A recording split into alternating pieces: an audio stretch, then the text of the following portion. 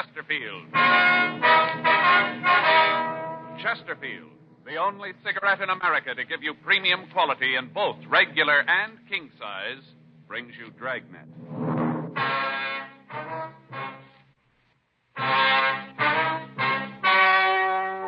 Ladies and gentlemen, the story you are about to hear is true. The names have been changed to protect the innocent.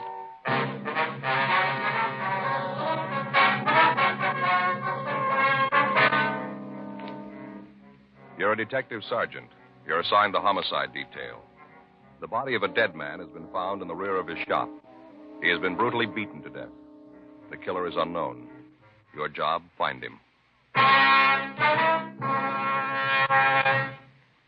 Thousands are changing to Chesterfield, both regular and king size, because Chesterfield is the first and only cigarette to give you premium quality in both sizes. That means king-size Chesterfield contains tobaccos of better quality and higher price than any other king-size cigarette. It's the same fine tobacco as in regular Chesterfield. There is absolutely no difference, except that king-size Chesterfield is larger, contains so much more of the same tobaccos, it gives more than a fifth longer smoke. Yes, more than a fifth longer smoke. So remember, Chesterfield is the only cigarette to give you premium quality in both regular and king size. Buy 'em either way you like 'em. Premium quality Chesterfield, and much milder.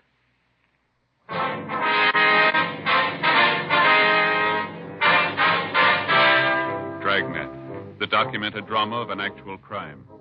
For the next 30 minutes, in cooperation with the Los Angeles Police Department, you will travel step by step on the side of the law through an actual case transcribed from official police files.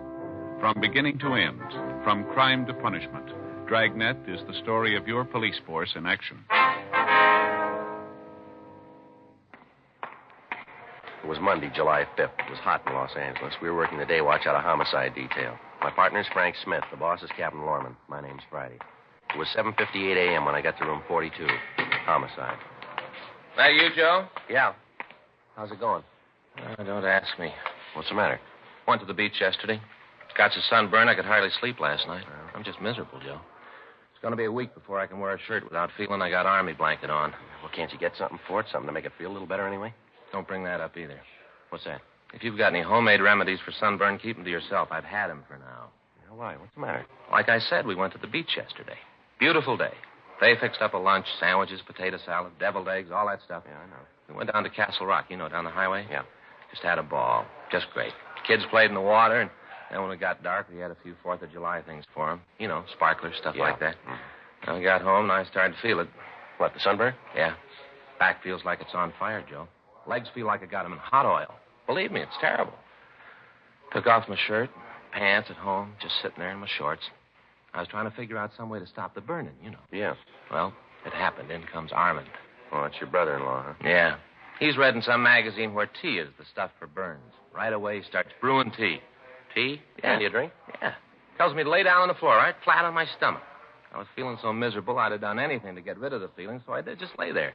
And he starts putting tea leaves all up and down my back of my legs, and felt real good at first. Kind of cool, Yeah. All this time you're laying on your stomach there. Yeah, right in the middle of the living room floor. He put papers down first, so the tea wouldn't drip all over the floor. Well, you brew this stuff first. Yeah, and then they put the tea leaves on me, but then the tea leaves started to dry. They crinkled all up, and the pain came back. Just miserable, Joe. Well, did it do any good at all? I don't know. They finally took it off and put some kind of ointment on my back. Helped a little. Had to sleep on my stomach all night. Couldn't turn over. I just lay real still. Once in a while, I'd fall asleep and roll over, and wow, I'd wake right up with the pain.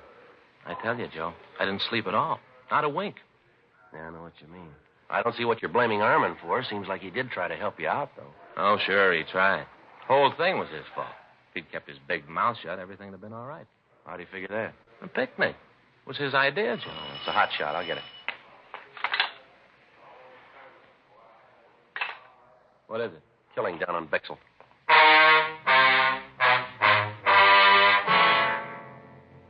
8:14 a.m. We arrived at the address on South Bixel. It was a small neighborhood pawn shop. A radio car had arrived, and the 2 officers had cleared the crowd away from the entrance of the store. One of the officers showed us through a curtain into the back room. Everything was smashed. Glass cases were demolished. Clothing from the shelves had been torn down and thrown all over the floor. At one side of the room, a closet door was half open, and in the closet was the body of a man. We started to talk with George Armstrong, the victim's partner. Terrible. I don't want to look anymore. I don't want to believe it. Anybody would do this to Mark. Mark, is that your partner's name? Yes, Mark Williams, my friend. We've been together the last 15 years. Knew each other for 10 years before that. I don't want to think about it. Would you like to step out here, sir? Front part of the store. Well, would it be all right? Yes, it'll be fine. I'll call the crime lab, Joe. All right, good. Where's the phone, sir? It's back there on the wall. Thanks. I'd like to ask you some questions, if it'd be all right. Yes? You discovered the body, is that right? Well, yes. This morning when I came in, I opened the store like I always do, about, I think, 7:45, I guess it was. Something like that. I see. I opened the front door like I usually do, and then I came in and put the water on for some tea. You can see there, see that hot plate? Mark and I usually have a cup of tea when he comes in. I see. Well, then I went to the back room to hang up my coat. First, I thought that somebody had tried to rob the place. The way things, were scattered all over. Then I saw Mark laying on the floor, and I called you. They're on the way, Joe. Okay. Did you always open up the store by yourself, Mr. Armstrong? Yes. I don't know how it started, but somewhere along the line, I'd open up the place, and then Mark would clean up the shop and close. It's been that way for years. Mm-hmm. When did you last see Mr. Williams? That is, when did you see him alive? Saturday night. I left about 5:45. He was closing the place up. I told him that I'd meet him for breakfast Sunday morning. He wasn't there. I tried to call him at home, but there wasn't any answer. His landlady hadn't seen him. Was he married, do you know? No, he wasn't married. Same thing happened to both of us. Neither one of us married. What's that, sir? Well, you see, Mark and I are both in love with the same girl when we were younger. We used to take her to the park in the summer, listen to the band, concert. Three of us, we used to go every place together. Like I said, both of us were in love with her. Uh-huh. Well, things went along just fine for a year or so, and then she got married to someone else. Mark and I were pretty sad about it. Couldn't blame the girl, though. The guy she married was rich. He had a big house. It was a good family. We didn't have much of anything. No, neither of us married. Just never seemed to find a girl compared with Kate. Kate? Kate Dillon. She's a lovely girl. This meeting you were going to have yesterday morning, was that a regular thing? Oh, yes, it was. You see, about the only relaxation Mark and I had was bowling on the green. Bowling? Mm-hmm. Every Sunday that it didn't rain, we'd meet for breakfast and then catch a bus out to Exposition Park. Bowling club out there. Mark and I both belonged. Mark was a sort of local champion. Played a real good game. Well, didn't you think that anything was wrong when he didn't meet you yesterday? Well, yes, I did. I did at first. Then I got to thinking about it, and I figured maybe he wasn't feeling too good.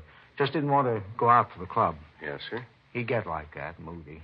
Just for no reason at all, decided didn't want to go anyplace at all. Just sit in his room. Almost always came to work, even when he was in the mood. But now and then he'd just sit up there and look out the window. Was there any special reason for all this? No, not that I know of. He just get like that. No special reason. When he did, you just had to sit and let the mood pass. Nothing else to do. I see. Well, did Mr. Williams have any enemies that you'd know of? Anyone at all that might do a thing like this? No, sir. No one. Mm-hmm. Was he alone when you left him Saturday night? Yes, he was straightening up the shelves, getting the things in order. But he was all by himself. No one was here. Well, have you ever had any trouble with anyone in the neighborhood lately? Somebody who might have been looking for trouble, maybe? Well, Sergeant, most of our customers have trouble. Well, yes, sir, but about how much money was on the premises when you left? Maybe $1,500. Where'd you keep the money? In the safe, right there. You can see for yourself it's all right. Would you mind opening it up just to be sure? Well, if you want me to, but I'm sure everything's okay. If you wouldn't mind, sir. Okay. I know there's nothing wrong here. 43.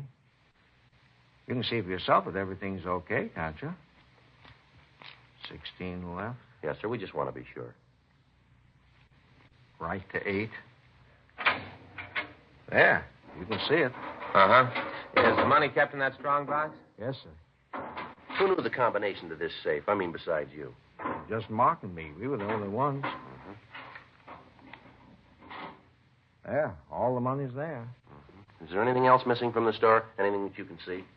Well, Sergeant, look around you. If there was anything, how could I tell? I'd have to take a complete inventory. Well, what difference does it make? How's it going to help Mark? Well, it's pretty important we find out why he was killed the way he was, sir. The beating and all. If you'd look around, you might be able to come up with something. Oh, all right, I'll look around, but I tell you, I don't think there's anything gone. All right, if you just do that, we'll look over the back room. It'll be all right. Pretty bad, huh, Joe? Yeah. Looks like revenge could have been the motive, maybe, from the looks of things here. Yeah, it'd have to be something like that. Terrible beating. The way the place is all smashed up. Yeah. Frank? Yeah? Come over here. Yeah? Look here in the closet. You can see it there under the body. Oh, yeah, looks like a hand axe. Yeah. Might have been trying to defend himself, huh? Well, maybe. Sergeant? Yes, sir? You're right, absolutely right. What's that, sir?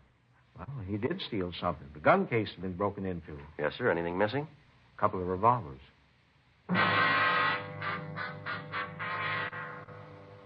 8:32 a.m. The crime lab crew arrived and went over the place. In the back room, under a pile of clothes, they found a 10-inch length of lead pipe. Dean Bergman from Leighton Prints dusted the room, the safe in the store, and the lead pipe. He came up with several clean prints. He rolled the dead man's fingerprints, and then he took Armstrong's. Comparison with those he'd found eliminated all of them except a partial print on the safe. The coroner arrived and removed the body. Frank and I canvassed the neighborhood, but none of the people in the area had noticed anyone suspicious in the last few days. We called the office, and Sergeants Joe LaMonica and Howard Hudson came out to help us in the search of the vicinity. The axe found in the hands of the victim, Mark Williams, had stains on the blade. A closer check of the pawn shop showed that several articles other than the guns had been stolen. George Armstrong gave us a complete list of the missing property along with the serial numbers of the guns. 11:34 a.m. Frank and I checked back into the city hall. Frank, did you get the APBs out? Yeah? Notified the pawn shop detail. Any word from LaMonica and Hudson? No, not yet. At least there's nothing in the book there. I get it. Homicide, Friday. Oh, yeah, Joe. Mm-hmm. Yeah. No, we haven't heard from him yet. No. Where? Yeah. Yeah, well, that figures. Uh-huh. Okay, thanks. LaMonica, he and Hudson found a blood-stained shirt in an alley behind an apartment house a couple of blocks from the pawn shop. Yeah? Checked the apartment register, and they found a Wallace Holmes listed. Holmes? Yeah, LaMonica knows him. Yeah? Just served 6 months for violation of the Narcotics Act.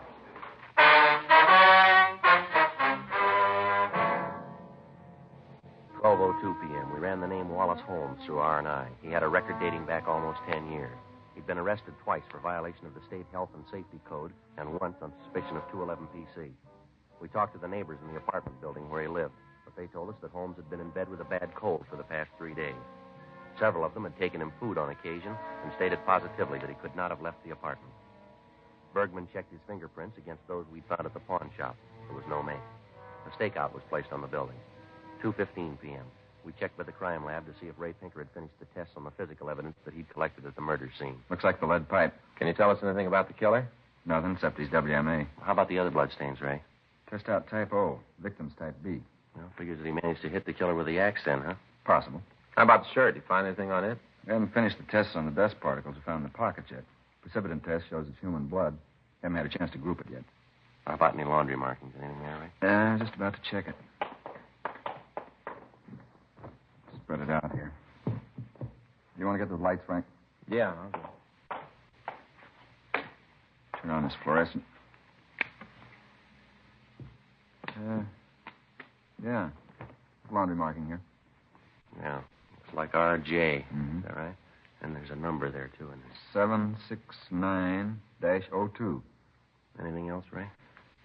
No. Looks like that's about it. What laundry, would you know? Yeah, I think so. Marking's the same type as Consolidated Central Laundry uses. Big place out on Pico. Mm-hmm. Handle cleaning for a lot of small neighborhood places in town. I can give you the address. Okay, anything else? Oh, he had a 15 neck and a 33 sleeve. Average size, not much help, huh? Maybe I can give you some more when I get through the dust particles in the pockets. Yeah, okay. Wish we had a little more to go on. Well, you got a piece of lead pipe, a stained shirt, and an axe that looks like it's been recently used. Yep. They all connect somewhere along the line. Yeah, all we got to do is find out where.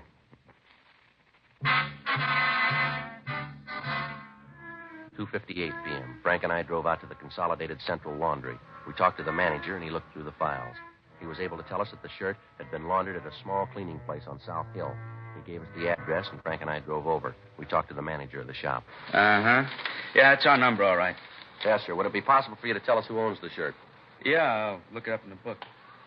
Let's see, RJ 769-02. Mm-hmm, that's right. Let's see, 642. 98.7. Yeah, here it is. John Dunlap, address out on 3rd Street. Say, what do you want to know about the shirt for? Dunlap done something? Oh, we're just conducting an investigation here. Oh. Wonder if you'd describe this Dunlap for us. Oh, sure. I've known John for years. Been bringing his things in here for at least 8, maybe 9 years. Could you give us a description of him, you think? Yeah, Johnny's about my size, maybe 5'11". Weighs about 180. How about his coloring? Huh? His coloring. Is he dark or light complected? Oh, yeah. Well, I guess you'd say maybe sort of medium. Yeah, medium. Do you have any marks or scars on him? Anything unusual about him? Well, if you asked me that yesterday, I'd have said no. How's that? Well, up till this morning. John came in this morning, and there was nothing that made him stand out up till then. He must have had an accident over the weekend, I guess. I don't understand. Came in this morning, his face was all scratched up.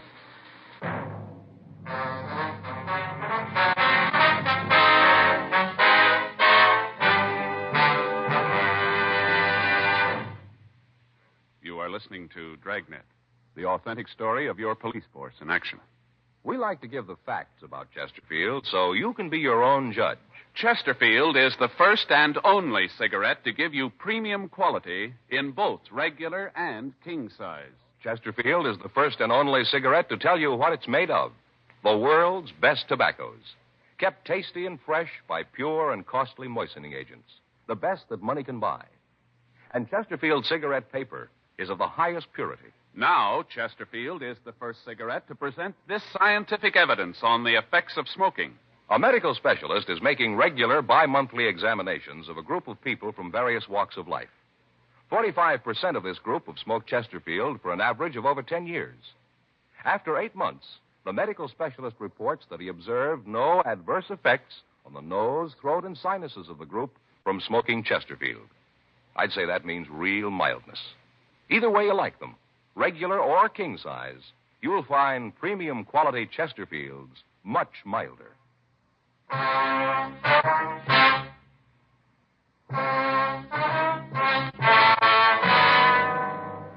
Monday, 5:30 p.m. Frank and I ran the name John Dunlap through R&I. We found no record on anyone answering his description. Meantime, the stakeout on Wallace Holmes' apartment where we found the blood-stained shirt continued. Ray Pinker had finished the test on the shirt and found that most of the blood on it was type B. However, there were also small traces of type O. The tests on the dust particles found in the pockets of the shirt netted us nothing. 6:15 p.m. We drove out to the address given us by the cleaning shop. It was a large apartment building. Dunlap was registered in the penthouse. We took the elevator up and rang the bell. Yeah? John Dunlap? That's right. What can I do for you? Police officers would like to talk to you. Police? What do you want with me? Just like to talk to you. Okay, come on in. You can see you caught me in the shower. This is my partner, Frank Smith. My name's Friday. How do you do? Right here, sir. How you doing? Hey, you mind if I go ahead and get dressed while we talk? I got a date and I don't want to be too late. No, it's all right. Go right ahead. Come on in here. What is it I can do for you, officers? Well, what if you could explain your movement Saturday night? Saturday night? Yes, sir. Well, let's see. I played golf in the morning, got back from the club about 6, I guess. Miserable game, 102, lost $35. Sure was off Saturday. Just a minute, sir. You tell us what clothes you want. We'll get them for you. All right, hand me that shirt there, the blue one, huh? Here you are. Sure, a miserable game Saturday. 3-putted almost every green. Nice-looking shirts, Dunlap. Like 'em? Well, they're nice-looking. Where do you get them? I have 'em made. Can't wear store-made shirts. Neck's too long. Collar doesn't fit right. What'd you do after you got home from the golf club? Took a shower, then went out. Had a date. Lousy game ruined the whole evening. Sir? Well, after that crummy 102, I really played the 19th hole. Got pretty loaded. By the time I got to Alice's, I was in a rare mood. Alice? Yeah, Alice Miller. Anyway, I was about half hour late, and she was fit to be tied. We were supposed to have dinner out in Malibu. Took us about an hour to drive out there, and Alice kept getting mad as we drove. I guess I didn't help things out any. I was in a foul mood and didn't keep it to myself. Yeah? Well, by the time we got there, really going at it, silly thing, no sense to the argument at all, but it just kept building. Either one of you married? Yes, sir. My partner here is. Well, then he knows what I mean. Well, we didn't get down to the beach till about 8:30 or 9. We got out of the car, and Alice said she wanted me to take her back home. I told her we'd just gotten there. She said she didn't care, wanted to go home. Yeah. I told her if she wanted to leave, it was okay with me, and I turned around to walk down to the house. You know, it's pretty dark down there. Uh-huh. Well, I walked right over the embankment. Must have fallen over about 6-7 feet.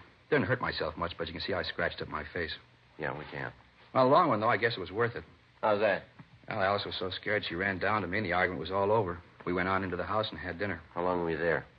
Oh, I guess until Oh, maybe 2:30, 3 in the morning. Got to playing charades. Time just went. You happen to know what blood type you have? What? Your blood type. Do you know what it is? Oh, I think it's A, but I'm not sure, though. Uh-huh. You said you had your shirts made to order, huh? Yeah, that's right. Why? Can you tell us how someone else might have gotten one of your shirts? Wait a minute. I don't think I understand just what's going on. Or what is this all about? Come in here and ask a lot of questions. What's it all for? Just routine. Routine what? It's not routine for me to have policemen come in and ask a lot of questions.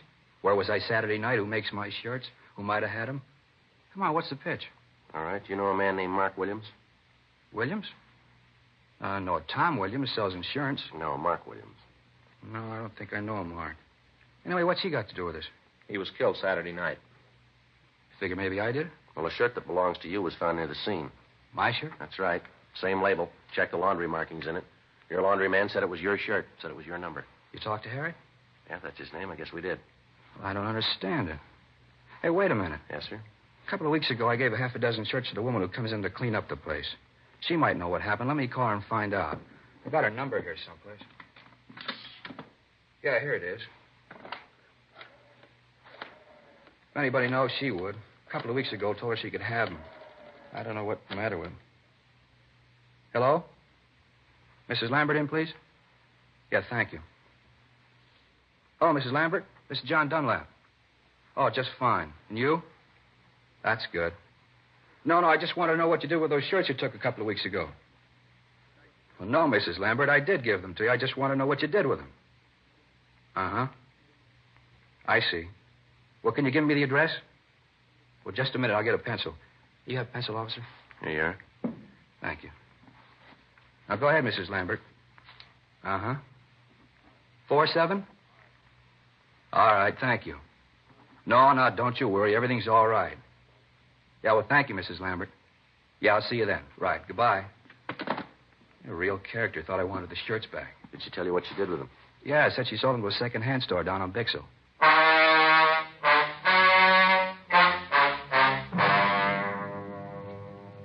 $7:20 p.m. We drove over to talk to the cleaning woman. She gave us the same story that we'd gotten from John Dunlap. We went over to the second-hand store, but it was closed. The stakeout on the apartment continued. The body had been posted, and the coroner told us that Williams had been killed at approximately midnight on Saturday night. That would allow 2 hours on either side, making it possible for the murder to take place between 10 p.m. and 2 a.m. Frank and I checked out of the office and went home. The following morning, Tuesday, July 6th at 8:17 p.m., we checked the second-hand store where the shirts had been sold. The dealer told us that he remembered the shirts. He said that he'd bought 5 of them and had only sold 1. He was able to give us a fair description of the man he'd sold the shirt to. He went on to say that he'd heard that the man was a user of narcotics. We ran the name he gave us, Fred Harris, through R&I. He had a record of violation of the State Narcotic Act. We got out an APB and a local bulletin on him. We called Narcotics Division and notified them that we wanted Harris as a suspect. We checked the address listed on his record, but we found that he'd moved and left no forwarding address. 2 days went by. We ran down all leads, but we were able to come up with nothing new. Thursday, July 8th, 8:30 a.m. Frank and I checked back into the squad room. Well, there's another one that didn't go anyplace. Yeah, well, he's got to be someplace. I get it. Oh. Homicide Friday. Oh, yeah, Joe. Mm-hmm. Yeah. Well, how soon will you be here? All right. Okay, right. Anything? Well, Monica and Hudson, they just picked Harris up.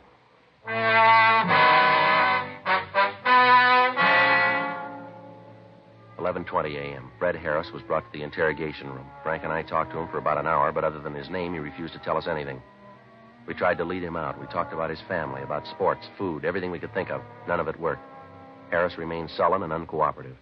1:46 p.m. How about some lunch, Joe? Yeah, I guess so. Harris? No, thanks. Well, you suit yourself. What do you want, Joe? Oh, ham on rye, all right. Get some coffee, too, huh? Okay. You sure, Harris? You don't want anything to eat? No, I told you.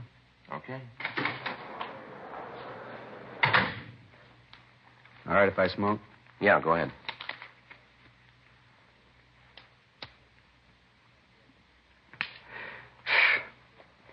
Why don't you want to talk about it, Harris? About what? Why you killed Williams. Who says I did? That's the way it looks. It looks wrong. Well, you figured for yourself, Harris. When you killed the old man, you weren't very careful. You left a couple of prints around the place. Yeah? Shirt you wore, we got that. Found it right where you dropped it. Ran that down, leads right to you. Got the man who sold it to you. Identifies you. Maybe he's wrong. No, you know better than that. When they picked you up, you were carrying some of the things you stole from that pawn shop. You can't account for your time on Saturday night. I told you I didn't do it. I didn't kill the old man. I just don't remember where I was that night. Didn't that happen to you? You go someplace and a couple of days later you can't remember where you were. Doesn't that ever happen to you? Oh, yeah, once in a while.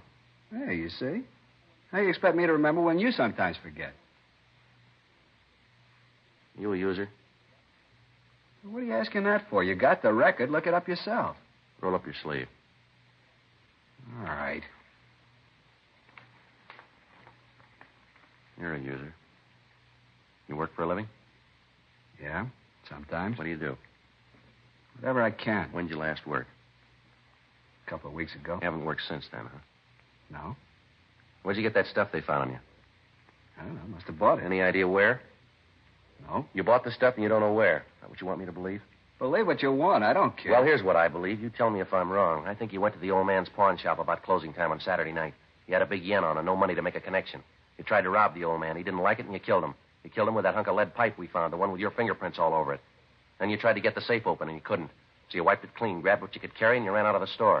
A couple of blocks away, you calmed down and took a look at yourself.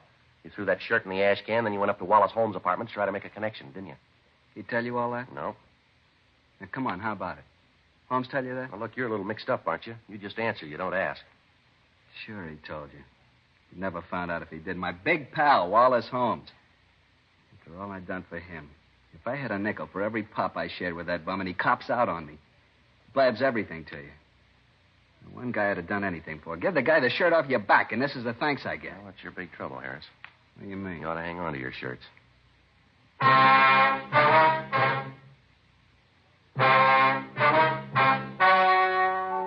The story you have just heard was true. The names were changed to protect the innocent. On November 15th, trial was held in Department 86, Superior Court of the State of California, in and for the County of Los Angeles. In a moment, the results of that trial. Now, here is our star, Jack Webb. Thank you, George Fenneman. Friends, again this year, Chesterfield has asked me to remind you to see your own neighborhood cigarette dealer first about your Christmas shopping problems. Among many wonderful gift ideas, he's featuring the gift of the year, the Chesterfield Christmas carton. Now, to my way of thinking, it's the ideal gift because Chesterfield is the only premium quality cigarette available to you shoppers in both regular and king size. Either way, regular or king size, they're a wonderful smoke and they make fine Christmas gifts. Get them from your dealer. Premium quality Chesterfields.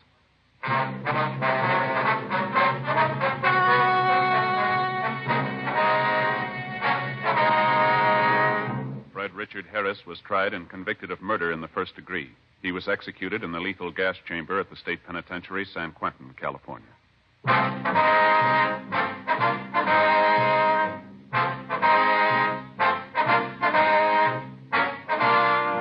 You have just heard Dragnet, a series of authentic cases from official files. Technical advice comes from the Office of Chief of Police W.H. Parker, Los Angeles Police Department. Technical advisors, Captain Jack Donahoe, Sergeant Marty Wynn, Sergeant Vance Brasher. Heard tonight were Ben Alexander, Vic Rodman, Olin Soule. Script by John Robinson. Music by Walter Schumann. Hal Gibney speaking. Sound off for Chesterfields. Either way you like them, regular or king size, you'll find premium quality Chesterfields much milder. Chesterfield has brought you Dragnet, transcribed from Los Angeles.